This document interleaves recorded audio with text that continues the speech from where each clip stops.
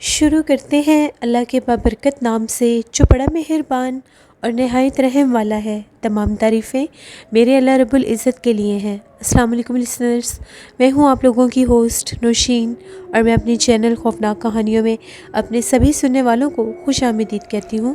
میں امید کرتی ہوں آپ سب لوگ خیریت سے ہوں گے، جہاں ہوں گے خوش ہوں گے۔ آج آپ لوگوں کے لیے میں بہت انٹرسٹنگ ہارر سٹوریز لے کر آئی ہوں جنہیں آپ لوگ بہت پسند کریں گے۔ سلسلہ شروع کرتے ہیں آج کی خوفناک کہانیوں کا۔ بڑھتے ہیں آج کی پہلی خوفناک کہانی کی طرف۔ یہ خوفناک کہانی ہما شیئر کر رہی ہے فیصل آباد سے۔ ہما کہتی ہیں کہ آج آپ کے ساتھ میں ایک ایسی سٹوری شیئر کرنا چاہتی ہوں جو میرے بھائی کی زندگی کی ہے۔ ہم لوگوں کے کچھ گھر تھے، یعنی وراثتی گھر تھے ہم لوگوں کے۔ وہ گھر اجوبیہ میں تھے، تو جب ہم لوگوں کا باقاعدہ جو وراثتی حصہ ہوتا ہے، جب وہ ملا تو وہ گھر ہم لوگوں کے حصے میں آئے۔ تو وہاں پر کوئی رہتا تو تھا نہیں۔ پھر میرے فادر کی ڈیتھ تو بہت پہلے ہی ہو گئی تھی۔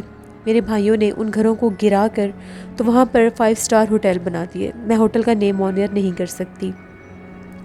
وہاں پر جو ونٹر سیزن ہوتا ہے، جب سنو فال ہوتا ہے، تو اس سیزن میں ہم لوگوں کے وہ گھر، وہ جو ہوٹل ہیں، وہ بند ہوتے ہیں۔ لیکن اس بار میرے ایک بھائی ہیں، ان کی نیکسٹ منتھ شادی بھی ہے، تو وہ ٹوئنز ہیں۔ ان دونوں بھائیوں نے وہاں پر رکنے کا فیصلہ کیا۔ میرے 4 بھائی ہیں، ایک ماہ ایک رک کے آتے ہیں، پھر وہ واپس آ جاتے ہیں، تو پھر دوسرے چلے جاتے ہیں۔ لیکن جس میرے بھائی کی شادی ہے، وہ وہاں سے واپس آنے کا نام ہی نہیں لے رہا تھا، یہاں تک کہ اس کو بہت زیادہ مشکل سے ہم لوگ واپس لے کر آئے۔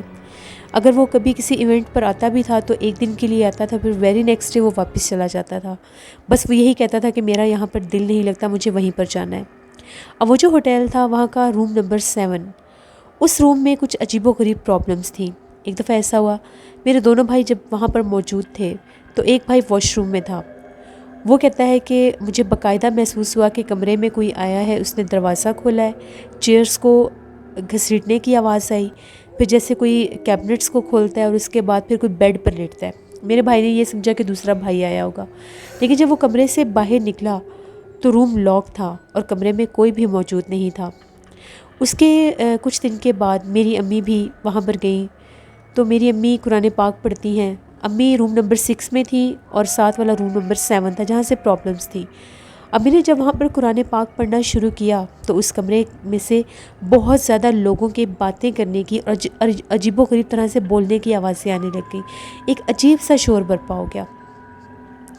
اب میرا بھائی جب آیا تو امی نے یہ پوچھا کہ ساتھ والے روم نمبر 7 میں کوئی فیملی آئی ہے؟ بہت شور شرابہ تھا، جس پر بھائی نے یہ کہا کہ نہیں، وہ روم تو خالی ہے، وہاں پر تو کوئی بھی نہیں آیا۔ امی نے بتایا کہ میں قرآن پاک پڑھی تھی تو اس طرح سے اس روم میں سے بہت زیادہ چیخنے چلانے کی اور شور شرابے کی آوازیں آ رہی تھیں۔ اسی طرح سے امی ابھی وہیں پر تھیں۔ رات کے 3 بجے اس روم نمبر 6 میں سے کسی بچے کے رونے کی بہت ہی زیادہ بھیانک اور ڈراؤنی آوازیں آتی تھیں، لیکن وہاں پر کوئی بھی موجود نہیں تھا۔ اب اس روم نمبر 7 میں عجیب و غریب واقعات ہونے لگ گئے۔ باقاعدہ اس روم کے اندر کوئی عورت آتی اور جاتی دکھائی دیتی تھی، اس کے ساتھ بچے بھی ہوتے تھے۔ CCTV فوٹیج میں بھی ان لوگوں کو بہت بار دیکھا گیا۔ اب جب یہ معاملات حد سے زیادہ بڑھنے لگ گئے تو ہم لوگوں کے ایک سید صاحب تھے، وہ یہ عمل وغیرہ کرتے تھے، حاضری کروایا کرتے تھے، اور حاضری کے ذریعے ان کو پتہ چل جایا کرتا تھا کہ کون سی جگہ آسیب زدہ ہے اور کون سی جگہ پر جنات موجود نہیں ہیں۔ ان کو ہم لوگوں نے بلایا اور ان کو جب ساتھ لے کر گئے وہاں پر، انہوں نے وہاں پر حاضری کروائی باقاعدہ۔ تو اس حاضری میں وہ جو جنات تھے، وہاں پر پورا ان کا گھرانہ آ گیا، پوری فیملی آ گئی، جن میں بچے بھی تھے، بڑے لوگ بھی تھے، کچھ خواتین بھی تھیں۔ ان میں سے ایک لڑکی بھی تھی جو بالکل میرے بھائی کے پاس کھڑی تھی، وہ میرے بھائی کو وہاں سے جانے نہیں دیتی تھی۔ بہت وہ جو عامل صاحب تھے انہوں نے سمجھایا کہ اس لڑکے کو چھوڑ دو، اس کی اگلے ماہ شادی ہے، اس کو یہاں پر تم لوگوں نے اس طرح سے رکھا ہوا ہے، اس کو تنگ مت کرو، اس کو یہاں سے جانے دو، نہیں تو میں تم لوگوں کو پانی میں جا کر مجبوراً چھوڑ آؤں گا اور پھر تم لوگ وہاں سے واپس نہیں آ سکو گے۔ پھر بھی وہ جنات نہیں مانے اور میرا بھائی وہاں سے آنے کا نام ہی نہیں لیتا تھا۔ اب ہم لوگوں کو یہ پتہ تو چل گیا کہ وہاں پر ہوٹل میں جگہ بند رہنے کی وجہ سے، ویران رہنے کی وجہ سے وہ جگہ جنات کا مسکن بن گئی تھی، اور خاص طور پر وہ جو روم نمبر 7 تھا وہاں پر پوری فیملی تھی۔ پھر وہ جو عامل صاحب تھے انہوں نے اپنے عمل کے ذریعے ان جنات کو قید کیا، پانی میں دور جا کر وہاں پر اپنے عمل کے ذریعے ان کو قید کروایا۔ اس کے بعد وہ معاملات کچھ کم ہو گئے۔ پھر ہمارا بھائی واپس آیا، جب وہ واپس آیا تو اس نے ہمیں ساری باتیں بتائیں کہ میں چاہ کر بھی وہاں سے نکل نہیں سکتا تھا۔ مجھے ایسا لگتا تھا کہ کوئی چیز ہے جو میرے اوپر جیسے اس کا ضابطہ ہے، یعنی جیسے میں اپنی مرضی میں تھا ہی نہیں، بس میرا یہی دل چاہتا تھا کہ میں وہیں پر رہوں۔ مجھے وہاں پر بہت سکون محسوس ہوتا تھا۔ پھر باقاعدہ ان لوگوں نے جب سب کچھ دیکھا، CCTV فوٹیج وہاں پر لگائے گئے، وہاں پر کیم لگائے گئے کہ ہم اس روم کی ساری ریکارڈنگ کر سکیں۔ تو جب ان ریکارڈنگ میں ان لوگوں نے دیکھا تو وہاں پر روم میں بچے آتے جاتے دکھائی دیتے تھے۔ ایسا لگتا تھا جیسے باقاعدہ کوئی فیملی ہے، انسانوں کی طرح، لیکن وہ انسان نہیں تھے۔ ابھی بھی وہ ہوٹل ہم لوگوں کے ہیں، لیکن اس کا نیم نہیں بتا سکتی میں، اور وہ روم نمبر 7 بہت زیادہ ہانٹیڈ ہے، کیونکہ ابھی وہاں پر وہ جنات کے جانے کے بعد بھی ایک ایسی فیلنگز ہے جیسے وہاں پر کچھ پرسرار سا ہے، عجیب سا ہے۔ تو یہ میرے بھائی کی ایک سٹوری تھی، جب وہ واپس آیا تو اس نے ہم لوگوں کے ساتھ اپنی یہ ساری سٹوری شیئر کی۔ بہت شکریہ ہما آپ کا۔ بڑھتے ہیں ایک اور خوفناک کہانی کی طرف۔ یہ خوفناک کہانی سیما سہیل انڈیا سے شیئر کر رہی ہیں۔ سیما کہتی ہیں، آج میں آپ کے ساتھ اپنی نانی اماں کی بتائی ہوئی ایک کہانی شیئر کرنا چاہتی ہوں۔ آج سے 25-26 سال پہلے کی بات ہے۔ نانی اماں کی ایک فرینڈ تھی، وہ لوگ میرٹھ میں رہتے تھے۔ وہ لوگ 2 بہنیں اور 3 بھائی تھے۔ تقریباً آج سے 25-26 سال پہلے وہاں پر کرفیو لگ گیا، تو کوئی بھی گھر سے باہر نہیں نکل سکتا تھا اور کوئی کام نہیں کر سکتا تھا۔ وہ لوگ بھی اسی جگہ پر رہتے تھے۔ ان لوگوں نے ایک کام کیا، ان لوگوں نے اپنے ایک گھر میں مٹھائی کی ایک دکان بنا لی، اپنے ڈرائنگ روم میں ایک سویٹ شاپ اوپن کر لی۔ اب محلے کے سبھی لوگ ان سے مٹھائیاں بھی لیا کرتے تھے۔ کافی لوگوں کا کام چلنے لگ گیا، اور بھی محلے کے کافی لوگوں نے چھوٹے چھوٹے کام شروع کر دیے، کیونکہ باہر تو نکل نہیں سکتے تھے، اور جب پولیس راؤنڈ پر آتی تھی تو ڈرائنگ روم کے دروازے بند کر لیے جاتے تھے۔ اسی طرح ایک رات کی بات ہے، جو میری نانی اماں کی فرینڈ تھیں، ان کی بڑی بہن جو تھیں، انہوں نے اپنے بھائی سے جا کر یہ کہا کہ بہت زیادہ رات ہو گئی ہے، رات 1:30 بجے کا ٹائم ہے، تو تم دکان بند کر دو، اب کس نے آنا ہے، بہت دیر ہو گئی ہے۔ جس پر اس کے بھائی نے یہ کہا کہ ٹھیک ہے، میں ابھی شاپ بند کر دیتا ہوں۔ جب وہ شاپ بند کرنے لگا تو ایک دم سے وہاں پر ایک بہت زیادہ سیاہ چہرے والا، بہت اونچے قد والا ایک شخص نمودار ہوا، اور اس نے نانی اماں کی جو فرینڈ تھی اس کو بہت غصے سے یہ کہا کہ یہی تو ٹائم ہے جب ہم لوگ یہاں سے مٹھائی خریدنے آتے ہیں، ہم لوگوں کی وجہ سے ہی تم لوگوں کا کاروبار چل رہا ہے، ورنہ تم لوگ بھوکے مر جاتے۔ ہم لوگ یہاں سے آ کر مٹھائیاں خرید کر لے کر جاتے ہیں۔ یہ کہنے کی دیر تھی، جب نانی اماں نے اس کا چہرہ دیکھا وہیں پر گری اور بے ہوش ہو گئی۔ اس نے وہاں سے مٹھائیاں لی اور چلا گیا۔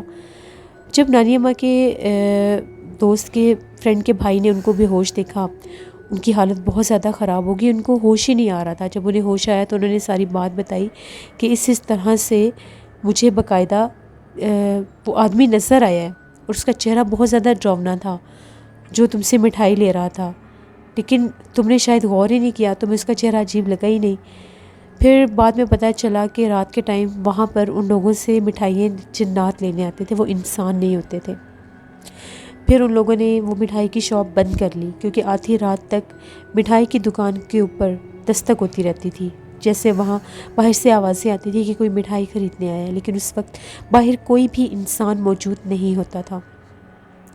اسی طرح سے ایک اور سٹوری میں آپ کے ساتھ شیئر کرنا چاہتی ہوں۔ ایک لڑکا تھا جس کا نام ندیم تھا۔ وہ ایک بہت اچھی فیملی سے بلانگ کرتا تھا، لیکن اس کو ایک چیز کا بہت زیادہ شوق تھا، وہ شکار کیا کرتا تھا۔ اکثر شکار کے سلسلے میں دور دراز جنگلوں میں، ویرانوں میں چلا جایا کرتا تھا۔ اپنے اسی شوق کو پورا کرنے کے لیے ایک دفعہ وہ ایک بہت گھنے جنگل کی طرف چلا گیا۔ کافی دیر وہاں پر وہ شکار کی تلاش میں رہا، لیکن اس کو کوئی بھی شکار نہیں ملا۔ مایوس ہو کر جب وہ اپنی گاڑی کی طرف بڑھ رہا تھا تو اپنی گاڑی سے تھوڑا ہی دور اس کو ایک ہرن کا بچہ نظر آیا۔ وہ بالکل ایسا تھا جیسے سونے کا ہوتا ہے، گولڈن کلر کا تھا، بہت خوبصورت تھا۔ جیسے ندیم نے اس کو دیکھا، اس نے اپنی گن سے اس کے پاؤں پر نشانہ لگایا اور اس کا پاؤں زخمی ہو گیا۔ وہ بھاگ کر بھی اسے بھاگا نہیں جا رہا تھا۔ ندیم بھاگتا ہوا گیا، اس نے اپنی شرٹ کو تھوڑا سا پھاڑ کر اس کے پاؤں پر پٹی باندھ دی۔ جب وہ پٹی باندھ رہا تھا تو وہ جو ہرن کا بچہ تھا اس کے ہاتھ میں نہیں آیا، اس کے ہاتھ سے چھوٹ کر وہ بھاگنے لگ گیا۔ بھاگتے بھاگتے وہ جنگل کے اندر چلا گیا۔ ندیم بھی اس کے پیچھے بھاگ گیا کہ یہ اتنی نایاب چیز ہے، اس کو تو میں لے کر ہی جاؤں گا، اس کو میں ماروں گا نہیں، اپنے پاس رکھوں گا۔ بھاگتا بھاگتا جب وہ اس کے پیچھے گیا تو جنگل میں اسے ایک گھر نظر آیا۔ اس گھر کے اندر وہ بچہ بھاگ کر چلا گیا ہرن کا۔ وہ اس کے پیچھے بھاگتا ہوا گیا، دروازہ کھٹکھٹایا، دروازہ کھلا ہوا تھا۔ جب وہ اندر گیا، اندر سے اس گھر کو دیکھ کر حیران ہو گیا۔ وہ گھر بہت زیادہ خوبصورت تھا۔ اب وہ اس گھر میں اس بچے کو ڈھونڈنے لگے، اس کو وہاں پر کوئی بھی نظر نہیں آ رہا تھا۔ جیسے ہی وہ ڈھونڈتا ڈھونڈتا ایک کمرے کی طرف گیا تو وہاں سے ایک بچے کے رونے کی آواز آ رہی تھی۔ جب اس نے آگے بڑھ کر دیکھا تو بیڈ کے پاس ایک 10 سے 12 سال کا بچہ بیٹھا رو رہا تھا، جس کا پاؤں زخمی تھا اور اس کے پاؤں کے اوپر وہی شرٹ کا پیس باندھا ہوا تھا جو ندیم نے باندھا تھا۔ ندیم بہت زیادہ ڈر گیا کہ میں جس کو ایک جانور سمجھ رہا تھا، یہ تو کوئی غیر مرئی مخلوق تھی جو اور روپ میں وہاں پر آیا ہوا تھا۔ اب تو یہ مجھے زندہ نہیں چھوڑیں گے، مجھے یہاں سے بھاگنا چاہیے۔ جیسے وہ بھاگنے کے لیے پیچھے پلٹا تو اس نے اپنے پیچھے کھڑی ایک عورت دیکھی۔ اس عورت نے یہ کہا کہ تم نے میرے بچے کو نقصان پہنچایا ہے، تم نے اس کو زخمی کیا ہے، اس کے اوپر تم نے جب نشانہ لگایا۔ تو ندیم نے یہ کہا کہ مجھے معاف کر دو، میں نے جان بوجھ کے یہ کام نہیں کیا، میں تو جانتا ہی نہیں تھا کہ یہ کوئی غیر مرئی مخلوق ہے یا کوئی جانور نہیں ہے، میں اس کو مارنے کے لیے نہیں تھا پکڑا، مجھے یہ خوبصورت بہت لگا تھا تو میں اس کو اپنے ساتھ لے جانا چاہتا تھا۔ جس پر اس بچے نے بھی یہی کہا کہ یہ مجھے بار بار یہی کہہ رہا تھا کہ میں تمہیں اپنے ساتھ لے جاؤں گا، میں تمہیں ماروں گا نہیں، تمہارا یہ زخم بھی ٹھیک ہو جائے گا۔ پھر وہ ندیم نے ان سے معافیاں مانگنی شروع کر دی، مجھے معاف کر دو۔ تو اس عورت نے یہ کہا کہ ہم نیک جنات ہیں، ہم کسی کو بھی نقصان نہیں پہنچاتے، میں اپنے اس بچے کو اکثر سمجھاتی ہوں کہ یہ باہر نہ نکلا کرے، یہ مختلف روپ لے کر، اسی طرح سے عجیب و غریب روپ لے کر انسانوں کے سامنے جاتا ہے اور پھر وہ اس کے پیچھے لگ جاتے ہیں۔ تو پھر وہ وہاں سے واپس آ گیا اپنی جان بچا کر۔ اس نے خدا کا شکر ادا کیا کہ ان جنات نے مجھے کوئی جانی نقصان نہیں پہنچایا۔ تو وہ کہتا ہے کہ جس جگہ پر بھی آپ جائیں، اگر آپ کو وہاں پر کوئی بھی ایسا جانور نظر آئے جو اس میں کچھ آپ کو عجیب سا نظر آئے، یعنی وہ اب ریئل بھی ہو لیکن اس میں کچھ اسپیسیفک ہو، تو سوچ سمجھ کر اس کو شکار کریں، کیونکہ ضروری نہیں ہوتا کہ گھنے جنگلوں میں سامنے آنے والے جنات ہوتے ہیں یا جانور ہوتے ہیں۔ یہ 2 سٹوریز تھی جو سیما سہیل نے شیئر کی۔ بڑھتے ہیں ایک اور خوفناک کہانی کی طرف۔ یہ خوفناک کہانی ماہم شیئر کر رہی ہیں۔ ماہم کہتی ہیں کہ آج آپ کے ساتھ اپنی زندگی میں پیش آنے والی ایک بہت ہی زیادہ ڈراؤنی کہانی شیئر کرنا چاہتی ہوں۔ میری شادی جب ہوئی، تقریباً آج سے 6-7 سال پہلے کی بات ہے، ابھی ہماری شادی کو 1 سال ہوا تھا، تو میرے ہسبینڈ کی جاب جو تھی ان کی ٹرانسفر ہوگی لاہور میں، تو ہمیں لاہور میں شفٹ ہونا پڑا۔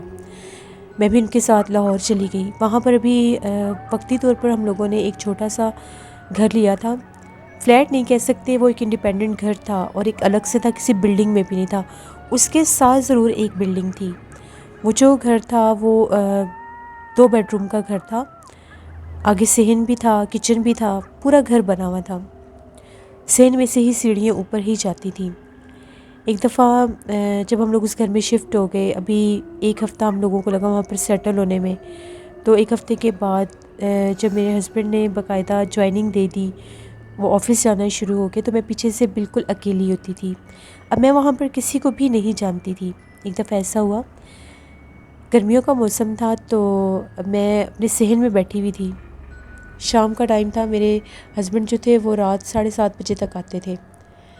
میں تقریباً 6-6:30 بجے کا ٹائم تھا، تو میں نے کھانا بنانا تھا، تو میں صحن میں بیٹھ کر جیسے سبزی وغیرہ بنا رہے ہوتے ہیں وہ بنا رہی تھی۔ اب ہم لوگوں کا جو صحن تھا، ساتھ ہی وہ جو بلڈنگ تھی، پتہ نہیں وہ بلڈنگ کون سی تھی، مجھے تو ابھی یہ بھی نہیں پتہ تھا، اس کی بہت اونچی دیوار تھی جو ہم لوگوں کے گھر میں ہی تھی، یعنی ہم لوگوں کے گھر سے وہ اونچی دیوار بلڈنگ کی نظر آتی تھی۔ میں ویسے موسم دیکھنے کے لیے میں نے اوپر جب سر کیا کہ میں دیکھتی ہوں بادل آ رہے ہیں یا کیسا موسم ہے، کیونکہ ہوا بہت اچھی چل رہی تھی۔ جیسے میری نظر اوپر پڑی تو بلڈنگ کی دیوار کے اوپر جو ہم لوگوں کے صحن میں جیسے کوئی جھانک کر دیکھ رہا تھا، جو کوئی جھانک کر دیکھ رہا تھا اس کا حلیہ بہت عجیب تھا۔ اتنا عجیب حلیہ تھا کہ میں دیکھ کر دیکھتی ہی رہ گئی۔ ایسا لگ رہا تھا کہ وہ ایک عورت ہے، ایک لڑکی کا چہرہ تھا، لیکن اس کے چہرے کا کلر ایسے تھا جیسے پینٹ ہوتا ہے، وائٹ پینٹ ہوتا ہے۔ وہ سکن انسانی سکن لگ ہی نہیں رہی تھی، جیسے کسی نے الگ سے اوپر کوئی ماسک لگایا ہوا ہے یا ماسک پہنا ہوا ہے، اس طرح کا اس کا چہرہ تھا۔ اور آنکھیں جو تھیں وہ صرف بلیک سرکل تھے گول، اور سر کے بال جو تھے وہ آدھی دیوار تک آ رہے تھے۔ وہ ایک عجیب ہی نظارہ تھا۔ میں نے جب اس کو دیکھا پہلے تو مجھے سمجھ ہی نہیں آئی کہ یہ پتہ نہیں چیز ہی کیا ہے، کوئی آرٹیفیشل چیز ہے یا یہ کیا چیز ہے۔ میں اس کو غور سے دیکھنے لگی، میں فوراً سے چارپائی سے اٹھی اور دیوار کے نیچے جا کر جب میں نے اس کو غور سے دیکھنا چاہا تو مجھے ایسا لگا جیسے وہ جو گول سرکل سے تھے، جیسے وہ آنکھیں بند تھیں اور ایک دم سے وہ آنکھیں کھلیں، ان میں ریڈ کلر کے آئی بالز تھے۔ دیکھنے کی دیر تھی، میری چیخ نکل گئی اور میں ایک دم سے پیچھے ہٹی۔ جیسے میں پیچھے ہٹی وہ چیز غائب ہو گئی۔ وہ اتنی ڈراؤنی چیز تھی کہ میں سوچ ہی نہیں سکتی کہ میں نے کیا دیکھا ہے، وہ کیا نظارہ کیا تھا، وہ اس کا کیا وہ چہرہ تھا، اتنا بڑا سا اس کا چہرہ تھا، اور جب اس کی وہ آنکھیں کھلی ریڈ کلر کی، میں نے فوراً سے وہاں سے سب کچھ سمیٹا اور میں کچن میں آ گئی۔ میں بہت زیادہ ڈر رہی تھی۔ میں نے جیسے کیسے کر کے جلدی جلدی کھانا بنایا اور میں بار بار کچن کی ونڈو سے باہر آ کر دیکھتی تھی کہ کہیں وہ دوبارہ تو نہیں وہ چیز سامنے آئی۔ تب تک کچھ بھی نہیں تھا۔ 7:30 بجے تک میں نے کھانا بنا لیا۔ جب میرے ہسبینڈ واپس آئے تو انہوں نے جب وہ میری کنڈیشن دیکھی، ایک خوف میرے چہرے پر تھا، تو وہ پریشان ہو گئی کہ کیا مسئلہ ہے، کیا ہوا ہے۔ میں نے انہیں بتایا کہ میں نے صحن میں بیٹھی تھی تو میں ویسے ہی دیکھ رہی تھی اوپر کہ موسم کیسا ہے، تو مجھے اس طرح سے کچھ نظر آیا۔ ان کا یہ کہنا تھا کہ وہم کرنے کی ضرورت نہیں ہے، بعض اوقات نئی جگہ پر ایسے معاملات ہو جاتے ہیں، اور یہ جو ساتھ والی بلڈنگ ہے وہ وہاں پر کچھ فلیٹس بھی تھے اور 1-2 آفیسز بھی تھے، تو وہاں پر کوئی ہوگا تو تمہیں اس طرح سے فیل ہوا ہوگا۔ بس یہ بات آئی گئی ہوگی۔ ہم لوگوں نے ڈنر کیا، اس کے بعد کافی دیر ہم لوگ صحن میں بیٹھے رہے۔ جیسے ہم لوگ صحن میں بیٹھے تو میں نے دوبارہ سے اوپر دیکھا۔ اس وقت تقریباً 10:30 بجے کا ٹائم تھا۔ جب میں نے صحن میں اوپر دیکھا تو مجھے سرخ رنگ کی 2 آنکھیں چمکتی ہوئی نظر آئیں، اسی دیوار پر، اسی جگہ پر۔ میں نے فوراً سے اپنے ہسبینڈ کو یہ کہا کہ وہ دیکھیں اوپر آنکھیں چمک رہی ہیں۔ جیسے انہوں نے دیکھا، باقاعدہ وہ چیز پیچھے ہٹی، جیسے کوئی دیوار سے پیچھے ہٹا ہے۔ وہ یہ کہنے لگے نہیں وہاں تو کچھ بھی نہیں ہے، تم بار بار وہم کر رہی ہو، چلو اٹھو یہاں پر ہم بیٹھتے ہیں، ہم لوگ اندر چلتے ہیں۔ ہم لوگ اپنے کمرے میں آ گئے۔ ہم لوگوں نے ایئر کولر لگایا ہوا تھا، جو ہم لوگوں کی روم کی ونڈو تھی بالکل اس کے آگے۔ کمرے کے آگے ہم لوگ کرٹن ہی رکھتے تھے کیونکہ گرمی تھی، دروازہ بند نہیں ہو سکتا تھا۔ کرٹن اس لیے آگے کر دیتے تھے کہ وہ جو کولر ہے اس کی کولنگ ہو جاتی تھی روم میں۔ ہم لوگ سو کے تقریباً 1:30 بجے کا ٹائم ہوگا، ایسی آواز آئی جیسے کچن میں کوئی گلاس یا پلیٹ گرتی ہے۔ کولر کی آواز بہت زیادہ ہوتی ہے، انفیکٹ کولر چل رہا ہو تو کچھ اور سنائی دیتا ہی نہیں ہے، لیکن وہ آواز ایسی تھی جیسے باقاعدہ کسی نے کوئی چیز اٹھا کر اتنی زور سے گرائی ہے کہ وہ آواز اس کولر کی آواز کے اندر بھی سنائی دی۔ میری ایک دم سے آنکھ کھل گئی۔ مجھے لگا کہ میں نے تو کچن کا دروازہ بھی بند کیا تھا، بلی تو کچن میں جا ہی نہیں سکتی کیونکہ میری عادت تھی میں کچن کا دروازہ لاک کر کے سوتی تھی، باہر سے اس کا کنڈا لگا کر سوتی تھی۔ جیسے میں نے ایک کروٹ اس طرف لی کہ میں اٹھ کر باہر جا کر دیکھتی ہوں، تو ابھی میں بستر پر ہی تھی تو میں نے پردوں کی طرف دیکھنا شروع کر دیا۔ اب وہ کرٹن 2 لگے ہوئے تھے۔ ایسا مجھے لگا کہ جیسے اب ہم لوگوں کے باہر برآمدے میں ایک ٹیوب لائٹ جل رہی تھی، ایک سایہ سا مجھے نظر آیا جیسے پردے کے آگے سے کوئی گزر کے گیا ہے۔ اپنی آنکھوں سے میں نے اس سائے کو دیکھا۔ میں نے فوراً سے پلٹ کر دوسری طرف بیٹھ کے دیکھا کہ میرے ہسبینڈ سو رہے ہیں۔ جب میں نے دیکھا تو وہ سو رہے تھے۔ اگر وہ سو رہے تھے تو پھر یہ باہر کون تھا؟ میں تو اس طرح سے ہوگی جیسے میں غور کرنے لگی کہ کہیں میرا وہم سچ میں وہم کر رہی ہوں، شاید پردہ ویسے ہی ہلا ہو۔ ابھی میں یہ سوچ ہی رہی تھی، آف وائٹ کلر کے پردے تھے، اگر باہر سے کوئی گزرتا تھا تو اس میں سے شیڈو نظر آتا تھا۔ میں باہر پھر دیکھنے لگ گئی، کچھ نیند میں بھی تھی، کچھ جاگ بھی گئی اس چیز کو دیکھ کر۔ باقاعدہ کوئی چل کر آ کر پردوں کے درمیان میں کھڑا ہو گیا، لیکن اس نے ابھی پردے اٹھائے نہیں تھے۔ اب میں اس کو اندر لیٹی ہوئی دیکھ رہی ہوں اور باہر پردوں میں کوئی کھڑا ہوا ہے۔ میری اتنی ہمت نہیں پڑ رہی تھی کہ میں ساتھ سوئے ہوئے اپنے ہسبینڈ کو جگا سکوں کہ یہ باہر کون کھڑا ہے۔ بالکل میں ایسے ہوگی جیسے مجھے سکتہ سا ہو گیا، اتنے مجھے سویٹنگ شروع ہوگی، پسینے آنے لگے خوف کے مارے۔ میں نے اپنی آنکھوں سے دیکھا کہ وہ جو کوئی بھی تھا اس نے ایک دم سے جیسے پردہ اٹھایا ہے، ہاتھ نظر نہیں آیا مجھے، پردہ ایک دم سے سائڈ پر ہوا۔ وہ جس کو چہرے کو میں نے دیوار کے اوپر دیکھا تھا وہ ایک عورت تھی، بہت بڑا اس کا سر تھا، قد بھی کافی دراز تھا، اتنا قد تھا کہ وہ پردوں تک اس کا سر جا رہا تھا۔ کافی اونچی وہ جگہ تھی جہاں پر پردے لگے ہوئے تھے۔ اس نے جھانک کر اندر دیکھا، اس کے اتنے عجیب و غریب دانت تھے، اتنے لمبے دانت تھے، اور وہ جو اس کی آنکھیں تھیں وہ اتنی بڑی تھیں، گول دائرے، شاید وہ بہت اونچی دیوار پر تھی، تو اس وقت مجھے اس کا چہرہ ٹھیک نظر نہیں آ رہا تھا۔ باقی چہرہ ایسے تھا جیسے کوئی وائٹ کلر کا کپڑا ہوتا ہے، اتنا بھیانک چہرہ تھا اس کا، جس کے اوپر وہ کالی آنکھیں، ریڈ آئی بال، بڑے بڑے دانت، عجیب و غریب ہی وہ تو کوئی چیز تھی۔ نوز کی جگہ پر ایک سوراخ تھا، اور وہ باقاعدہ مجھے دیکھ رہی تھی۔ اس نے جب مجھے اتنے غور سے دیکھا، ایک دم سے مجھے ایسے لگا جیسے میرے جسم کو بہت زور سے کوئی جھٹکا سا لگا ہے، اور اس سکتے سے مجھے جیسے کسی نے اٹھایا ہے یا ہلایا ہے، جو بھی ہے۔ میں نے چیخنا شروع کر دیا۔ جیسے میں چیخنے لگی، باقاعدہ وہ چیز، اس نے پردہ گرایا، اور ایسے لگا جیسے وہ چل کر گئی ہے، بھاگ کر بھی نہیں گئی، چل کر وہ صحن کی، ہم لوگوں کے صحن کی طرف وہ گئی ہے۔ میری چیخو پکار سن کر جب میرے ہسبینڈ جا کے، وہ بہت زیادہ ڈر گئے کہ پتہ نہیں مجھے کیا ہو گیا ہے۔ میں بہت زیادہ رو رہی تھی، پھر میں نے انہیں ساری بات بتائی، وہ بڑے پریشان ہو گئے کہ کیوں ایسا ہو رہا ہے، آج ہی میں گھر میں اکیلی تھی اور آج ہی یہ کام شروع ہو گیا۔ بڑا انہوں نے مجھے سمجھایا، پانی دم کر کے پلایا، بڑی مشکل سے میں سوئی، ہم لوگوں نے کمرے کا دروازہ بند کر دیا۔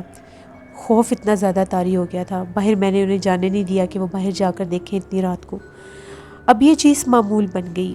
وہاں پر جب بھی میں گھر میں اکیلی ہوتی تھی، میرے کمرے کے اندر سے مجھے کسی عورت کی آواز آتی تھی، اور وہ آواز ایسے آتی تھی جیسے کوئی دور سے کوئی عورت بول رہی ہے، لیکن آواز میرے کمرے سے آ رہی ہوتی تھی۔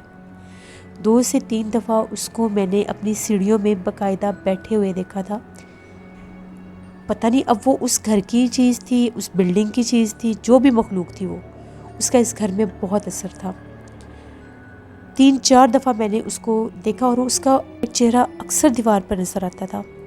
وہاں پر ہم لوگ 15 دن سے زیادہ نہیں رک سکے، مجھے بہت سا بخار ہونے لگ گیا، اور مجھے ڈراؤنے خواب آنے لگ گئے، اور یہ چیز میرے سر پر ایسی سوار ہوئی کہ میں کچن میں کام نہیں تھی کر سکتی۔ مجھے باقاعدہ لگتا تھا میرے پیچھے کوئی کھڑا ہے، کوئی سایہ نظر آتا تھا، یہاں تک کہ اس نے 2 سے 3 بار مجھے جیسے میرے کندھے پر ہاتھ رکھا، مجھے ہلایا جلایا بھی، ہلایا جلایا اس سینس میں کہ اگر میں بیٹھی ہوں تو مجھے زور سے جیسے کوئی پیچھے سے آ کر، جیسے کسی نے مجھے زور سے ہاتھ لگایا بازو پر، پیچھے کچھ بھی نہیں ہوتا تھا۔ اس گھر میں میں اکیلی 1 منٹ نہیں رہ سکتی تھی۔